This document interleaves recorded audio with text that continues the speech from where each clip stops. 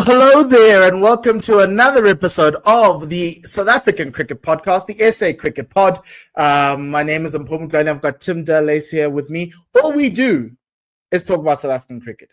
That is our job. We do it on Mondays. We do it on Thursdays. We might have a podcast on Thursdays because of why, Tim? Because we are going to India. Yes, we've got a test match on Friday, and that's all it is. And so if you want to watch out, it's a busy week this week. It's a massive, massive week in South African cricket. We've got to start this week well, and the best way for you to start this week is with us. Join us in this next hour, and thank you for joining us in this next 50 minutes to an hour or so, where we recap what's happened in South African cricket over the past week, talk about the big news stories, and we're going to cover a lot of that. We're going to talk about the Proteas in Pakistan. That is our lead. But we're also going to talk about this SAA game over the weekend, where we saw Marcus Ackerman over 100% strike rate try get us home, and then chasing 421 in Bengaluru on those pitches. If that doesn't excite you, I don't know what will. Then we're also going to talk about CSA T20 because some of the smaller unions are flexing their muscles. And some of the bigger unions, i.e. the ones that we live with, and Tim in Cape Town, but they've always had issues, are going through some things, right? And we're going to give you a recap of the Pro 50 and the Pro 20 at the end. So we've been putting chapters in there. I'm going to try my best to put the chapters in so you can go to wherever you want to go to follow whatever you want to follow. That's my promise to you today. But fundamentally, if I'm making promises, you need to make promises too. Please do follow us on the SA Cricket Pod on X. Subscribe to the South African Cricket Podcast YouTube channel if you're already watching on YouTube and you're new. We're seeing there's a lot of people watching, but they're not subscribing. So please do subscribe. And also, if you like us to have a audio version, if you don't like the way our faces are, I always say we have faces for radio. If you believe that, which would be very cruel of you, by the way, you can listen on Apple Podcasts and Spotify, but that's great too. And then finally, to support us in the growth of the platform, you can buy some coffee at buymeacoffee.com/cricket, SA Cricket Pod. We do this for love of cricket alone, but we also like, to somehow get some contributions for the time that we spend here, and also the rebranding. And the rebranding was brought courtesy of the contributions at Buy Me a Coffee. We're going to put up the QR code there. We are looking to get new sponsors, and if you are a potential sponsor, please do reach out to us at our email address at sacricketpod@gmail.com. It's not for lack of trying. We are working hard trying to locate sponsors to sell parts of this, because the one thing South African cricket needs is sponsorship. Our podcast is just like that. We need as much sponsorship as we can get, and so we thought the community of our listeners have been such a great help, and thank you very much for all your contributions up until this point. Tim, how are you doing? I'm doing well, mate. Yes, as you say, test week. My domestic team was the province are shining in the T20 challenge. New talent coming through. South Africa A1. The only gripe that I have for the last week is that we were not allowed to see that match. I would love to have seen. All we got to see was a few highlights here and there, but otherwise, all good. Look, let's speak about that SAA match and the importance of it, right? The importance for me, especially the second one, right, was the first one was building up depth, giving guys who are on the periphery of the team the opportunity to play in those conditions, and we got that.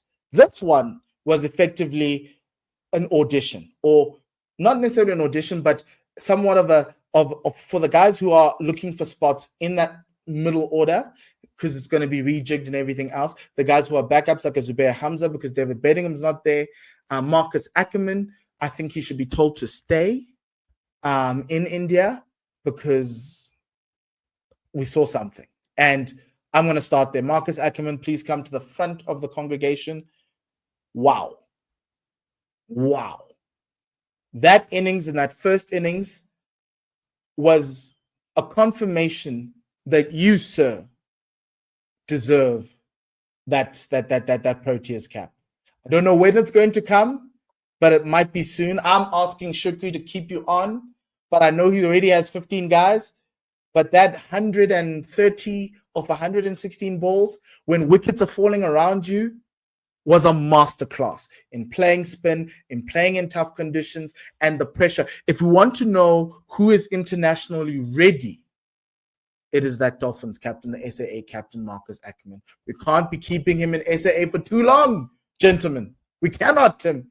But then in that second innings, Tim, they came through. And I'm going to ask for some people to come to the front of the congregation so we can, we can give them their props and uplift them and say, you did well. So in that first innings, it was Marcus Ackerman. From a bowling perspective, Tiaan van Vuuren, you bowled with some gas, sir. For those 4 wickets in that first innings, we really, really are appreciative of you. Oguhle Cele, 3 for 46 in the second innings. Come to the front of a congregation. We don't have that many fast bowlers, and you, sir, are proving to us that, a little bit more investment in you. That'll be great. And then Jordan Harman, second innings. We needed 421, 417. They managed to get to 421. Batting last in some pretty tough conditions. Jordan Harman, 91 of 123.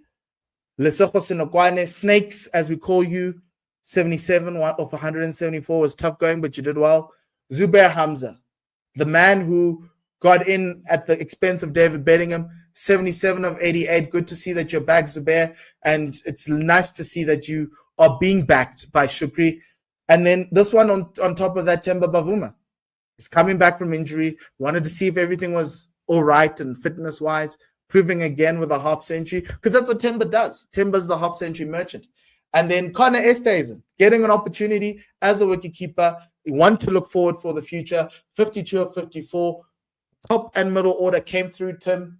What did you make of the results? Yes, we didn't see the game. We saw some videos. We saw some things. But I'm well pleased about this SAA series. I'm very happy. The only reason we lost the first game was Rishabh Pant. Rishabh Pant made a 90 in the second innings with about 110 balls. Outside of that, we would have come away with a 2-0 sweep, undoubtedly. And you're right to point out that we were stronger. But also, just to put it in context, we had to score 421 against Mohammad Siraj, Akashdeep, Prasidh Krishna, Kuldeep Yadav.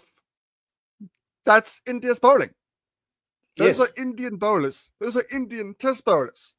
Those are Indian test bowlers who've done it at the top of the game. That's a serious bowling lineup. And to do it in that fashion, to score over 400 in the fourth innings, to win the match, that takes a hell of a lot of doing. And they deserve a huge amount of credit for getting the win on the second game. Yes. And on the other side, from a batting perspective, we bowled against KL Rahul, Abhimanyu Iswaran, who's been in and around this team for a very long time, Sai Sudarshan, who got his debut in England, Devdutt Padikkal, who is one of the ones to look forward to. He's the next guy there. Rishabh Pant, Dhruv Jural, who's a starter. And we managed to restrict them to 255 in the first innings. Yeah, 382 they did declare, which is fine, because Dhruv Jural scored 127, and that's some ominous for us going forward as South Africa. But it gives me so much confidence going into Friday. Incredible amount of confidence going into Friday. Yes, you're going to have, the guys at the top, who, the other guys in the Indian team are also just as strong, and the Indian fans are going to come through and tell us all about them. We understand. But I have so much confidence that Kagiso, Marco, Keshav, Simon Harmer, and that entire batting lineup, Ryan, Aiden, Temba, Tony, I think Tony's a starter here. If not Tony Zubair, Kyle can do it. Right, and Tristan as well. Tristan's in there, right? They can do it. Yes, got middle order challenges in the main team, but the fact that the SAA team did this is good. We want competition. Competition is strong, and great weekend for them. Great tour. They play this week in some ODIs against India A. So it's going to be Very good to see. You can go back to past a couple of episodes, I think 2 weeks ago, where we talked about the SAA squad there. So please do just have a look and see who's going to be there. There are lots of people in India right now, and yeah, we're going to be excited to do that. Friday is going to be very, very important when that series starts, and we're going to talk about it either Wednesday or Thursday. Just like and subscribe, follow us everywhere, and you'll find out when we go live. Okay. So please do let us know about that. The second thing, the most important thing here is the SAA, not the SAA, the Proteas Whiteball team in Pakistan. Tim, one step forward, two steps back. One step forward, two steps back. A couple of the things that I'm happy with about these two series is Quinton seems to be finding form. Luandre in the one days looks very, very strong. Our opening batches, our top order in T20s, I think I'm okay with. It's just that middle order. That middle order needs to figure out something. And I know that obviously we've rested players. There's a lot of injuries, and that gives me comfort in this series. But unlike the test team where you're watching SAA put up the things, the guys who are looking to get into the Proteas squad are truly struggling in this white ball format. Is it a case of we don't have the horses for courses for this format, or it's a case that we don't have the horses for this style of cricket, and it's going to take a while for us to bed in this? It's not baseball-esque, but it's a very aggressive style of cricket that we are embarking on. I think we have to separate the formats. So, but my overall opinion is I'm not overly concerned about the results. But to separate the formats, I'm not worried about the T20s. I'm really not worried. There were mistakes made in the T20s. I thought there were mistakes made from a captaincy point of view in terms of bowling lineups and who was bowling when. But that's understandable. I'm not gonna pile on Matthew on that because it's new to him and it's a new venture for him. But we've got a problem in the ODI setup. There is a problem there, even with the guys that will obviously come back, the guys that we did rest. It's very evident that middle order doesn't really. The next crop of guys don't have that ability to build an innings. It's why I was apprehensive about having done Ferreira in the squad. I didn't necessarily have a massive problem in the T20s because I knew he could clear the boundary. I knew that. But I was worried that he was not going to be able to build an innings. And I thought this squad, with the people that we were missing, that middle order was going to struggle. If we were going to be 120 for 3, we were going to be in trouble. We needed Quinton de Kock and Tony to have good starts in every single game. And that, you can't have that. You can't bank on that. That's the problem. So I'm not worried about the T20s. I'm not worried about the results. Guys came through. There were some good performances. There were some guys that didn't quite reach the level that I would have hoped. But in general sense, I'm not worried. ODIs, I'm a little bit more worried. Very, very worried in terms of the middle order. Is it not a case of if you, because I know Shukri's been adamant that he wants Aiden to open, right? Is it not a case that we're seeing the birth of this opening partnership between Quinton and Luandre, that there's the ability for you to push down? So the way I see the bare bones of this batting lineup in 2026, in 2027, right? Because we're looking to the World Cup, right? It's based on this. I'm giving Quinton and Luandre another run, an extended run at the top as openers in our ODI side, right? And then at 3, it's Temba, right? Timber is the fulcrum of this team. He's the person who they bat around. Timber enables everyone to be aggressive around him and enables for this because he rotates the strike. He doesn't hog. His strike rate in ODIs is between 90 and 100. I'm not phased about that.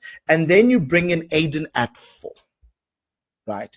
Someone who has the ability to bat for long periods, to the ability to extend from over 15 to over 35, to bridge that gap, to maybe even go to over 40, right? And because we're talking about this on commentary, in and around the commentary at the Northwest with some of the commentators for the CSA T20 challenge, and they were like, we don't have a middle order batter similar to what David Miller is doing right now and used to do has adapted himself into in terms of being a person who can bat throughout that 15 to 35 to 40 to 50 period, right? And so if you drop Aiden to that middle order to 4, David Miller at 5 for this World Cup, and then you can have your pick at whomever you want to, right? You can even try Matthew Bretsky in that middle order and kind of elongate it and make it a lot longer. Is that not the answer? Obviously, we're seeing, with Matthew, it hasn't happened. He has an average of 37 in this one. But is that not going to help solidify this middle order, and we're no longer going to see collapses like we've seen in this ODI series? Before Quinton came back, I was like, let's not move him around. Let's just leave him where he is. He's doing well. He has found a sort of, I'm talking about Aiden, a regeneration in terms of the openers. There's a nice partnership there. It sort of works. Quinton's return changes everything. Quinton, in a short space that he was there, and look, it was difficult for the batters. I'm not going to be, I don't want to be too harsh. In those conditions, particularly as the series got on and the pitches got slower and lower, it was very challenging for a lot of them. So that has to be said, in very, very, very foreign conditions. But he shone through. He showed his class. He showed us that A, he's got it, and B, he wants to be there. He doesn't just want to be a bit on the side. He wants to be there. And when he got out, it meant something. He knew that he'd made a mistake. It wasn't just like, well, we're playing in a couple of days. It's fine. It meant something. He was angry because he knew the extra pressure he was putting on a very inexperienced middle order. So his return does mean that Aiden at 4 makes a lot more sense. It really does. It really does. So we're interested to see what he now does with, as you say, Quinton, Luandre, Ricks, Aiden. It's not easy. That's not easy. It isn't easy, but you've got the depth, right? You know, you can go Luandre and Ricks at the top, but at this point in time, my question to Ricks would be, can you bat lower down the order? Are you versatile enough to bat lower down the order, maybe at 5 or 6 for those, big runs at the back end, something like that? What I'm trying to do, Tim, is trying to say that we've got a lot of top order batters in South Africa, right? The 1s, the 2s, the 3s. We don't have 4, 5s, and 6s who can build innings. And to a certain extent, Donovan Ferreira being thrown into this ODI setup just didn't work. And it's a lesson for him to learn how to build innings when we're 20 for 4. Because that's where we find ourselves in trouble. Can we go from 20 for 4 to at least 250, right? And we used to have a master in that in Faf. Faf's 20 for 4, you're there. Him, David Miller, could carve out of many things, and AB as well, right? We no longer have that, and that's my worry in the ODIs. In the T20s, I have a similar issue, but that one is just a balance issue, and Quinton coming back adds more problems, right? Because you've got Ricks and Aiden. Do you open with both? Like, who do you partner with Quinton, right? And this thing of Quinton batting the lower down the order doesn't work. You can push Aiden down the order to 3 and 4, And also the other thing with Deerveld is looking at more. Deerveld's performance is more cameo, right? If you give him 20 balls, he'll get you a 50. That's great. But Deerveld, if I give you 40 balls, can you get me 100 or get me a 70? That's what I'm asking for from the next guys in that middle order. You need guys who can, if we're in trouble, rebuild, and then give themselves enough time to attack. And it's the adaptability of that middle order that's the issue for this team. Bowling wise, I've got no issues. I know what we know. We all know what we know. Bowling wise will be fine. It's just the batting. And that was a testament to this. Yes, the pitches aren't great, but we're going to be playing on these pitches next year at the T20 World Cup. And I'm more worried about this T20 side because I don't know what Shooks is going to do from 3 up until 6.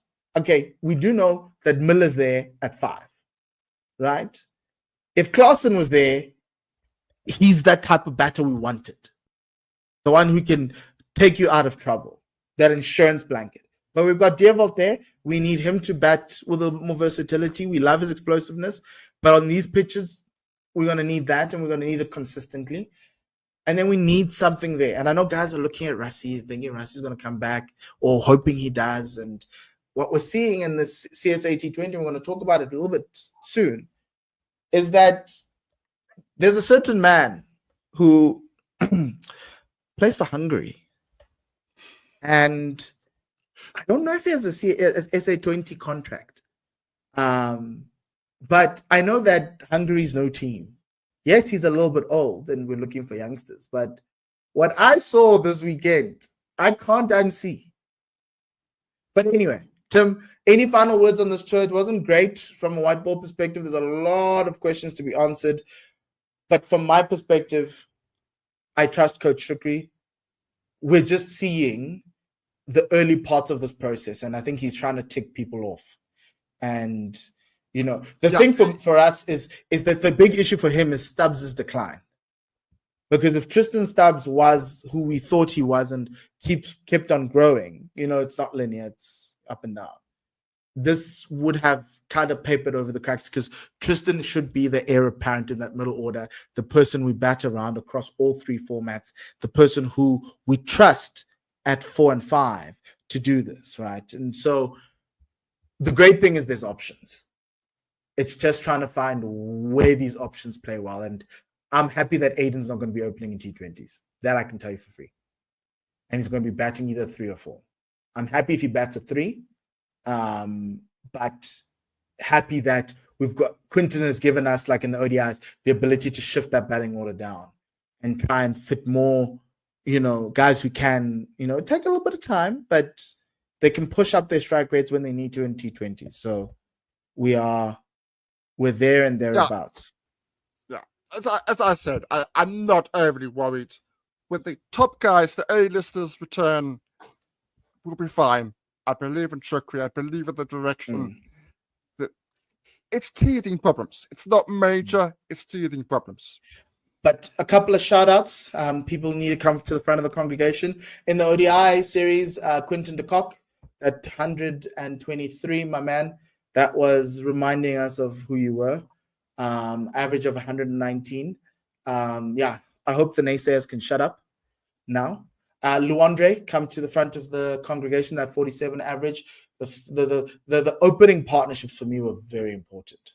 In ODIs, I need an opening partnership minimum of 50. If you can get me to 100, you've done your job, and he did that really well with Quinton. I love their little synchronicity, and if Luandre can bat with Quinton for the rest of his career, it'd be great, but Quinton's going to retire sometime. But it was great to watch Quinton giving singles to the big boy. And shout out to you, Luandre. Matthew Britsky with an average of 37. He was the next highest run scorer, but he only scored 73 runs. Tony Dezorzi scored 96 runs. So that wasn't great from a batting perspective. But Nandre Berger took 5 wickets in this series, the ODI series. So at an average of 15. So come to the front of the congregation. Congratulations, Nandre. And the T20 setup, Reza Hendricks. Reza came back. But he's also another option. But again, top order. Corbin gave us a little bit of a cameo there. Tony Dezorzi, a strike rate of 153. Quinton struggled in the T20s. But then from a bowling perspective, Corbin Bosch, please come to the front of the congregation. An average of 7. Economy rate of 5.5 for your 7 wickets. Lazard Williams took 4 wickets and an average of 11 and a economy of 7.62. George Linder played 3 games, only took 3 wickets, but his economy was 6.8. yeah, all come to the front of the congregation. Congratulations, men.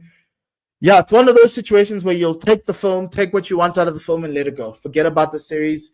We know what we need to focus on, and yeah, don't dwell on it. Well, congratulations to Pakistan. You got Sri Lanka next. That's what I'm going to say. Okay, let's move on to the CSA T20 Challenge. We haven't been covering the T20 Challenge for a very long time, so we wanted to do like a blockbuster view of it. We're just going to give you the high-level news, right? We've got a lot of fixtures to go through, but this is what's happened, right? To start off with, I'm just going to move the buy me a coffee because it was giving me problems. We've had a lot of games in the CSA T20 Challenge. It's been 3 weeks in. The Titans only have one win in the CSA T20 Challenge. That was against the Tuskers. I'm just going to go through the teams themselves and where they are sitting on the log. So Boland lead the log on with 4 wins and 4 and 17 points. Lots of bonus points. Boland beat Northwest by 9 runs.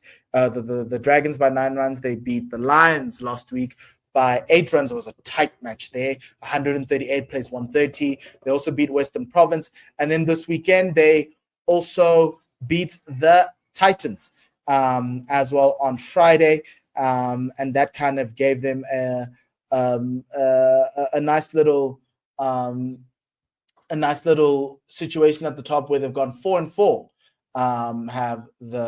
Have Boland, right? And the Gold Rush Boland really playing well against our not necessarily our better wishes, but we thought that they'd be fighting for relegation. This is a great start for them to kind of avoid relegation. Next on the log are the Dolphins. They've won 3 and 3. They beat the Tuskers in the Durban Derby, KZN Derby by 14 runs. They also beat the Northwest Dragons in their second game on Friday night. That's the game I was doing commentary on, by 31 runs. It was just very dominant in a rain-affected game. And then on the weekend, they beat the Warriors by 7 wickets. And we're going to talk about each team as we go through. The Warriors have won 2 games, lost 1 and 1 no result. The Warriors beat the Titans by 86 runs. They also beat Western Province by 6 wickets. They lost to the Dolphins by 7 wickets, that we've just spoken about. And the last game they played, I'm trying to find that last Warriors game. There was a no result somewhere for the Warriors. We're not covering those no results. Western Province won 2 and 2. Have won 2 games and lost 2, sitting in 4th. So that's the last of the semi-final spots. Great win against Northwest, the Dragons. Daniel Smith going crazy in 1 over. I think he hit 5 6s and a 4. They did lose to the Warriors.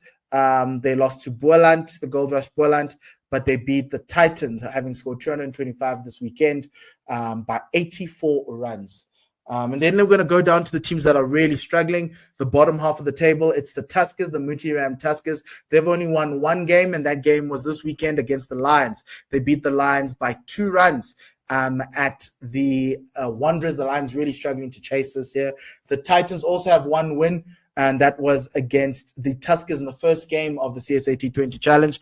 Outside of that, they've had losses to Western Province, the Warriors, as well as Boland, Gold Rush Boland. And then the Northwest Dragons, they have no wins, but they have a rained out game, and that game was against the Warriors. That's the only rained out game this season.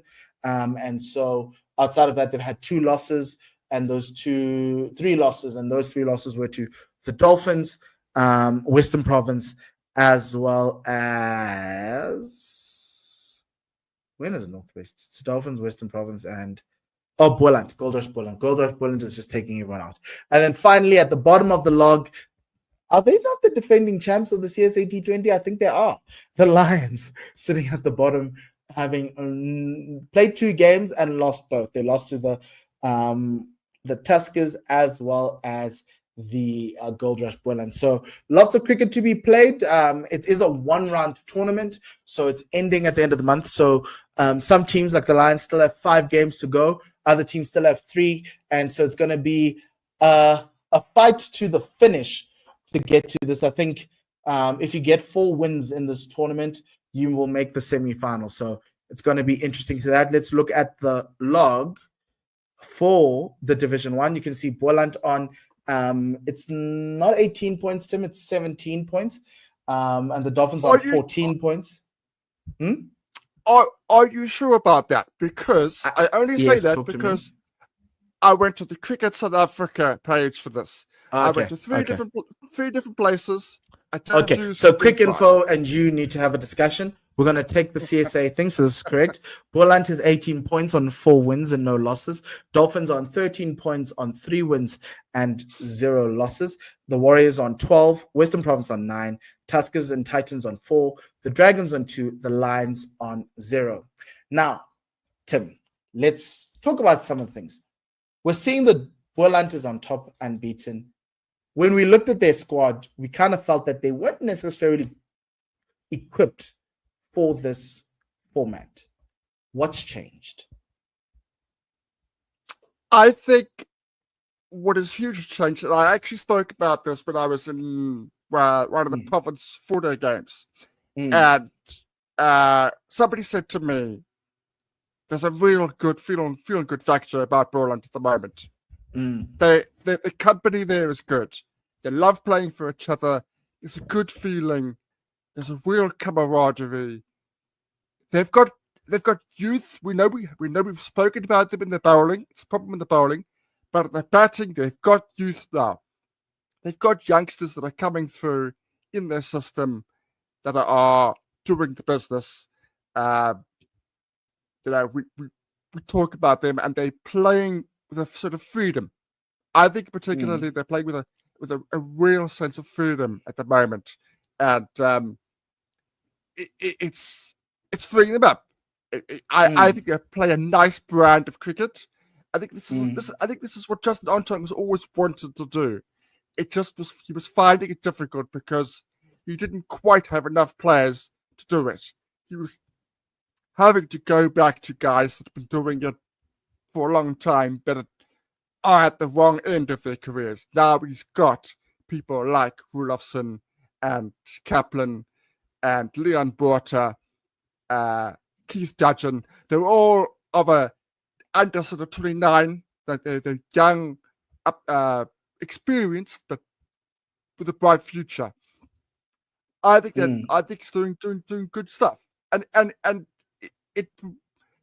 T20 cricket is like this. You can have a really bad season and turn it around in this format. This format allows for that to happen. I'm not saying that they are, but it just allows for that. It just needs 2 or 3 players to do well, and it carries you. So they're doing really well. No, they are doing very, very well, and the likes of Leon Borta are stepping up and providing really, really good performances. Keith Dudgeon, they're defending low scores, so their bowling attacks are very, very good. And it's also kind of interesting because it's the start of the season, right? You kind of feel like the pitches are conducive to the type of bowling that they have, and it's working for them. Whereas on the other side, the Dolphins, right, also unbeaten, they are struggling in the 4-day series, have struggled. They've had a couple of no results due to where they play, Durban, start games earlier. But I look at that team, lots of youngsters. Quinton Friend is going to youngsters because at one point they had 10 players out, all to SAA, all to injuries. Jason Smith is injured, but you had Simalani SAA, Marcus Ackerman's SAA, you have Ogutletele SAA, and Proteas, and there's a lot of other guys there that are missing, 9 guys. Then they went to the youngsters. Then you saw Khumule Mopiri scoring that 64 of 32. He didn't do well on Friday, but also then you have the likes of Tsapang Ditole scoring runs, Kazondo scoring runs. Then they decided, actually, look, we've got this. We have the opportunity to make a couple of astute purchases, and there's a couple of these astute purchases. One, Leus Deploy, coming in from wherever he came. Man came from Canada. Top run scorer in their 10-over league, the Super 60s, Mississauga Masters. Who the hell are those? Anyway, he scored at a strike rate of 230, one there. On Friday night, he was scoring at a strike rate of 200. scored like a 70 off a 200 strike rate. He was unplayable. And I think he's going to be unplayable with this level of bowling in CSA T20. That's the type of signing that puts you to the top of the table, and it has. Then, on the other side, I don't know how the Warriors botched this one or threw this one away. Alex Nokia playing for the Dolphins instead of the Warriors. He is a free agent. He's not signed to any club. He's playing T20 as a mercenary, and he's found his way to Durban. And him, Ethan Bosch, are bowling at lightning speeds. But the cherry on top is Tristan Lees. You think you can see through Ethan Bosch and Anre, and then Tristan comes. Yorker. 150. As you say, Tim, pace. We have a new Ferrari. It's in Durban. They are so quick, it's ridiculous. And that bowling attack in itself, what team did they play yesterday? Ask the Warriors what they did to them. Just ask.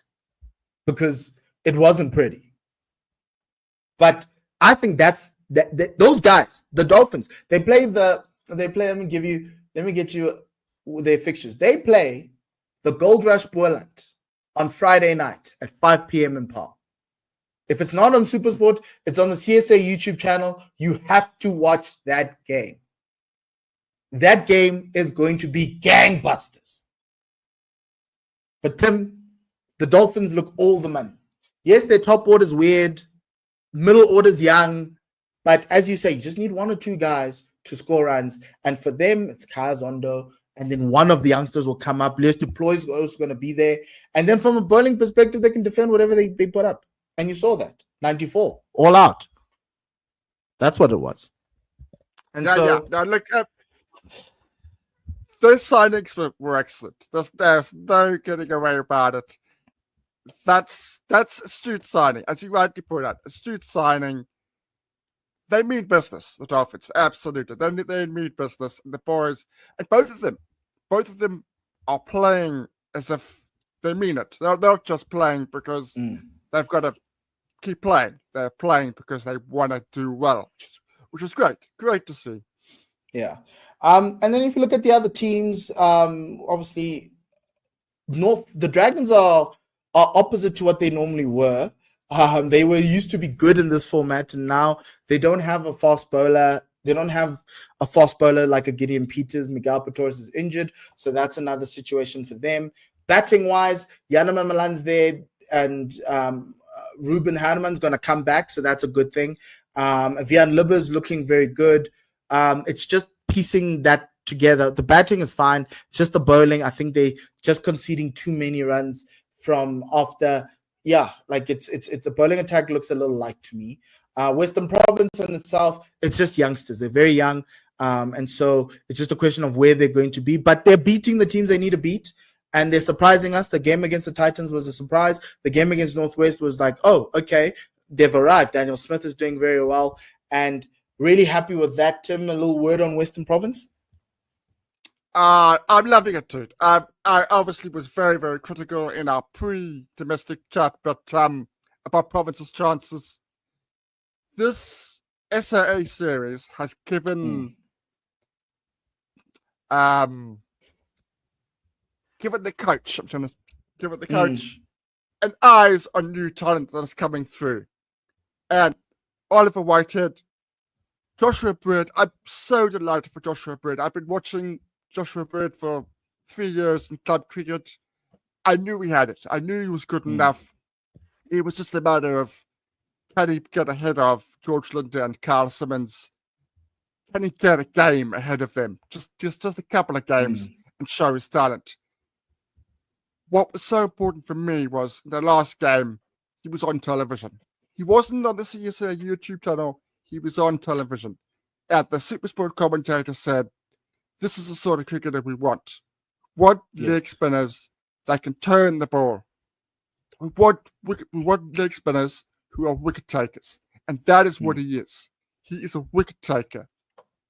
That to me is huge. It's huge for him, huge for Province.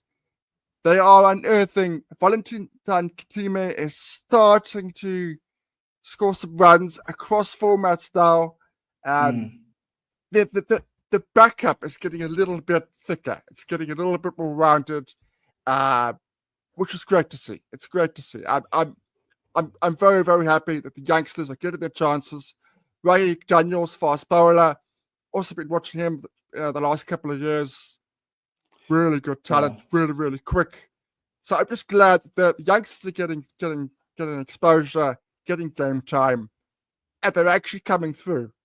They actually are swimming, which is great to see. So I'll talk about this after we talk about the big teams.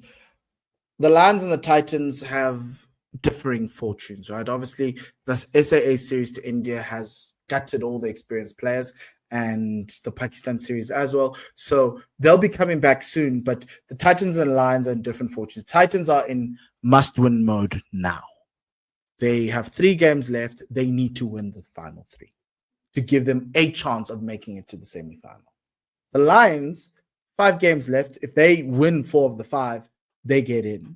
If they win 5 of the 5, they can.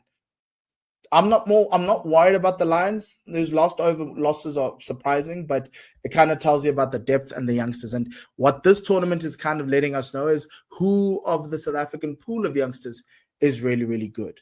And here's a stat. I'm looking at the top 10 top 10 run scorers in the CSA T20 challenge. These are all the guys who've scored 91 runs or more, right? 1, 2, 3, 4, 5, 6, 7 of the top 10 are all under 25. That is Matthew de Villiers, Lehan Botha, Daniel Smith, Juan James, and Eddie Moore's older, Carl Leon Cachet, JP King, and Ludwig Schultz. Ludwig Schultz is from the Northwest, JP King at the Warriors, Carl Leon Cachet at the Titans, Juan James, Western Province, Daniel Smith, Western Province, and you have Liam Botha from Boland, and you've also got Matthew de Villiers at the Warriors. If you are into that, if you are into this young brigade, that gives you something. And it's not about the experience, it's about the youngsters. The youngsters are trying to put their hands up. And if you go further down the list, you've got the likes of Gavin Kaplan, Valentine Kitime, that's Mo Manak, Khumule Mopiri. It's still early in the season, but yes, very, very exciting so far. And just to close off on this, some of the fixtures you need to look out for before we go to Division 2 are the following. Tomorrow in Botch, the Dragons, Eastval Reno Dragons, take on the Mutiram Tuskers, that's KZN Inland, at 5 p.m. Then you've got at 6 p.m. you've got the Warriors taking on the Dafabet Warriors, taking on the DP World Lions in Gqeberha, day-night game there. And then on Thursday, the Tuskers host Western Province at 1 p.m. So that's an interesting game to watch for Western Province. I think it's another win for them. It's going to be really, really nice. And then you've got Boland, Gold Rush Boland and the Dolphins, which is the game we're talking to you about, against the Hollywoodbets Dolphins in Paarl. That's top table. That's champagne cricket. On Friday as well, the Dragons take on the Titans in Botch. And then on Saturday, the Tuskers take on the Warriors. And then on Sunday, the Titans take on the Lions. Western Province take on the Dolphins. And the Lions take on the Dragons at the Wanderers at 1 p.m.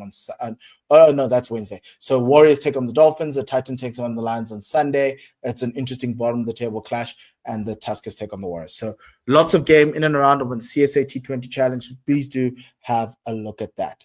On to Division 2. We're just going to go through the Division 2 log. That's the Pro Series. Apologies. We want to talk about the Pro Series. The Division 2 log sits like this. I just want to give you guys a sense of where they are in the series. It's also available on the CSA YouTube channel. We are halfway through the CSA T20 knockout, and there's the team that got relegated, the Knights on 18 points, the Inyati at 14 in second from the Eastern Cape. The Garden Badgers are third with 3 wins. Knights have 4 wins. The Inyati and the Badgers have 3 wins each. but the Badgers have played one less game at 4 games, so they're potentially going to go second.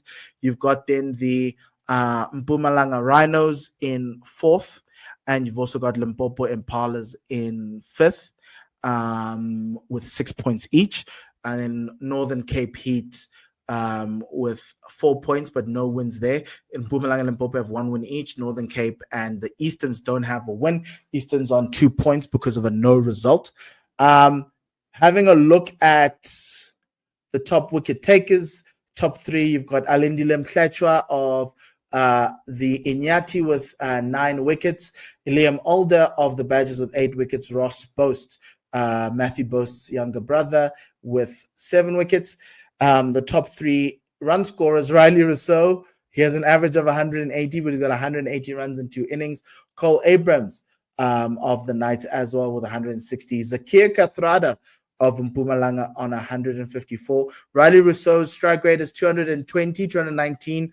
Cole Abrams 126, Zakir Kathrada 152. To close out the top run scorers, I'll go to the top 5. Heath Richards of the Badgers on 133 runs at 118 strike rate, and George van Heerd and Gian Kluter 150 strike rate with 120 runs, and then George van Heerd is sitting in 6th, 127 runs at 145 strike rate. So some really top high strike rates in Division 2 from a batting perspective.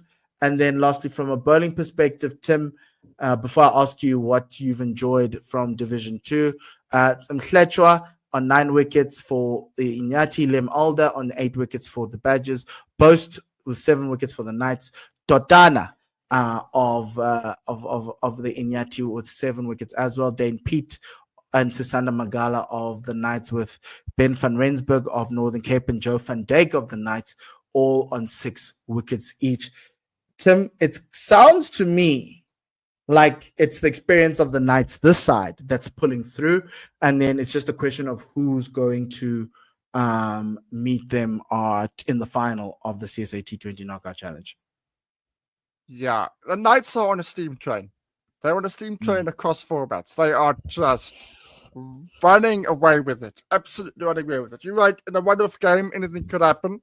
They should have lost to the Mpumalanga over the weekend. Mpumalanga had to defend 59 in 4 overs. I think it was Friday. 59 in 4 overs. And Ruan Haasbrook said, no, thanks. You're not going to defend that. We're going to win. And he just demolished the Mpumalanga bowlers. It's a real shame because, you know me, I'm a massive underdog supporter. But the Knights are just so good at the moment. Whenever they do, and they were in trouble in that game, whenever they find themselves in trouble, they find a way of winning. But generally speaking, they are just so much better than the other teams at the moment. This is the only format where I think, because it's T20 cricket, they could lose the final in a one-off game. But generally speaking, they're just so good at the moment. Yeah, no, they're very, very good, and it's scary. But what we like to see, the Badgers, we like to see Inyati come through, and this is really important for the promotion push, right? If you want to fight the Titans, you need to be second, and then you can try to see if you can't beat them in the 4-day series or in the 1-day cup, right? Remember, it's 3, and so you need to be top 2 or 3 there, get those 10, 15, 10, 7 points, and that will add to your case in getting promoted. You can, and the problem is you need to be top of the log at the end of the season. And it looks like the Badgers probably have the better chance of getting to top of the log. But again, it's going to be quite interesting to see if the Knights hold on. They've got 2 more games to go. 1 more game to go in the season before they get to the final. So they're going to get to 22 points, most likely. And then it's up to the Badgers to get through there. But so far, fixtures on Wednesday, the Badgers take on Easterns in Oudtshoorn. The Inyati take on the Heat in East London. And in White River, the Rhinos take on Limpopo. And then on Saturday, it's a final round of fixtures for this. The Knights take on the Badgers in an effective final. Which is going to be quite interesting because, the Knights, can they get to 22? No, they can't. So, but they can win their game against the Easterns, get to 16 points, and then their game against the Knights is an effective battle for the top spot, which is going to be so crucial. Those 5 points between 15 and 10 for promotion are important. So that Saturday game is going to be incredible in Bloem. And then you've got the Heat against Mpumalanga Rhinos, and you've got Easterns against Limpopo. And then you've got the semi-final, or the qualifier, the eliminator, a qualifier again, and the final. So, you might not make the final. You might win, but you might not make the final. It's going to be fun. But we've got all of those. So that'll be next week. And then, Tim, lastly, but not least, we're going to talk about the Pro 50. Just here's an update on the Pro 50, Hollywoodbets Pro 50, which is our top division women's 50 over competition. It's only got 6 teams there. You've got Western Province sitting in 10. The Badgers sitting in the Garden Route Badgers, which is the team out of Oudtshoorn, formerly known as formerly known as Southwestern Districts. They are in second on 9. They've gotten 2 wins in the Pro 50 and 1 loss. So do as Western Province. They got a bonus point win against the Northwest Dragons. That's Western Province. Then the Dolphins sitting in third, 2 wins and 1 loss and 9 points. The Titans have 1 win and 1 loss, and the Lions have 1 win and 1 loss, both sitting on 4 points each. And then the Northwest Dragons, the newly promoted side, they've played 3 games and lost all 3. So that's where we are in the Pro Series. The most recent results, we will give you a sense of that next week. There's more fixtures. Western Province travel to the Dolphins this weekend, and the Garden Route Badgers host the Northwest Dragons women in Oudtshoorn on Saturday. And then in the Pro 20, Tim, you've got in the Pro 20, you've got Western Province also top of the log on 14 points. You've also got the Lions women on 14 points. They have won all three of their games. The Dolphins have won 2 of their games on 8 points. Northwest have won a game and also had a no result, so they're sitting on 3 points alongside the Titans. Oh, it's a tie, not a no result. It was a tie against the Titans. They all got 82 runs, and then the Badgers don't have any wins. So to just have a congregation meeting, these following players need to come to the front of the congregation. From a Pro 50 perspective, Mignon Dupria, she's come out of, she was playing for the Knights last year. Now the Knights got relegated. Now she's one of the signings for the Northwest Dragons. Top run scorer for the Dragons at an average of 54, 163 runs. Julia Hall, 156 runs for the Garden Route Badgers women at 78 average. And then Izal Saliers, the opener for the Badgers, she scored 149 runs at an average of 74. To round out the batters, you've also got Faye Tunnicliffe on 147. She scored a century, one of the 3 centuries.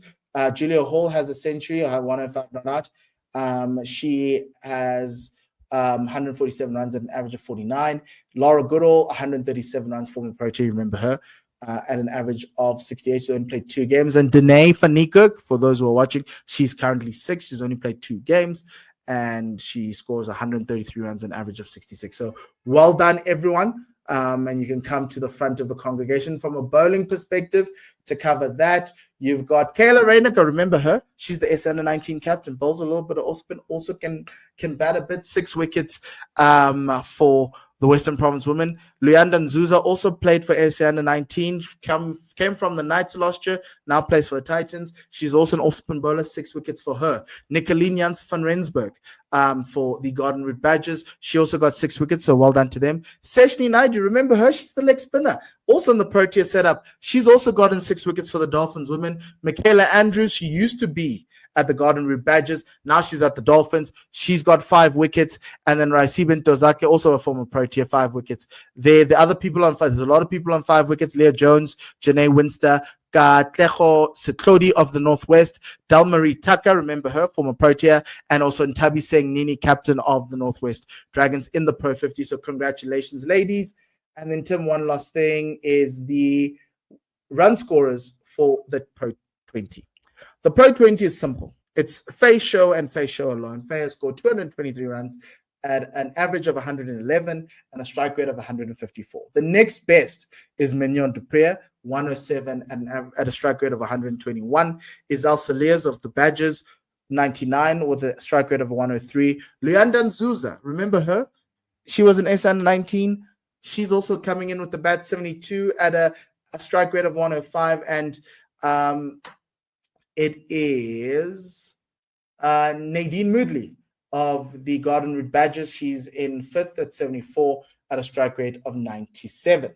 Now, from the bowling perspective, to close this out, and then we'll talk about this and close out the show, you've got Zintle Kula with 8 wickets for the Badgers. Raisibe Ntozake, 6 wickets for the Lions. You've got Apiwe Ngwenya with 5 wickets for the Titans. Retabile Mkize, with 5 wickets for the Lions women, and Alex Candler with 4 wickets for the Lions. There's many people on 4 wickets. Vezi, Faye Cowling, Zintle Mali, Kela Renica, Nosipo Vezi, by the way, and then Dalmarie Tucker on 4 wickets. So well done to everyone there. It's looking like the Western Province show for you. But yeah, it's a long season, Tim. It's a very, very long season. Yeah, I know it's a long season, and I hope that everybody's happy, because I know we had a few inquiries asking for an update on the Pro 50 and Pro T20 series. We will obviously go into more depth as the season concludes. We get to the semi-finals and the winners. But yeah, look, Province have been doing well the last couple of years, if we're honest. While the men have been going through a transition with plenty of issues off air and off the field that I have got into in great detail, the women have done well. The women have steadily been doing good business. They've been steadily been improving, and they've been getting trophies. Maybe not the trophies Lions have been getting, but they have been winning stuff. So the future is bright for Proteas women, no doubt about it. Yes, most definitely it is. And well done, ladies. We will do more of these we just want to accumulate a lot of games, and we'll talk about them. If there's something unbelievable that happens over the weekend, we'll highlight it in our weekly shows. But yeah, that brings us to the end of our show, Tim.